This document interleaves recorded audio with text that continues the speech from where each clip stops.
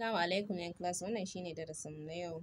Littafinmu na gaba shine Teach Yourself, koyi da kanka, wanda Hamza Ibrahim shi ya rubuta wannan littafi. Yau za mu tashi a shafi na farko. Aka ce context, abubuwa da ke ciki, shine ma'anan context, abubuwa da ke ciki. Market, kasuwa da ciniki. Market, kasuwa da ciniki. Commerce, sana'o'i. Crimes, laifuka. Word and meaning, kalmomi da ma'anarsu. Birds, tsuntsaye. Proverbs, karin maganganu. Conversation, hira ko zance. Present tense, abin da zai faru.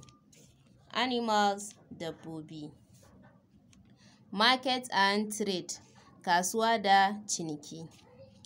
Trade, ciniki. Trader, ɗan kasuwa. Buy, sayewa. Sell, saida ko sayarwa. Profit, riba. Lost, asara. Market, kasuwa. Content, kanti ko ɗakin cin abinci. Shop, shago. Shop, shago. So wannan shine darasinmu ne, sai kuma gobe idan Allah ya kai mu.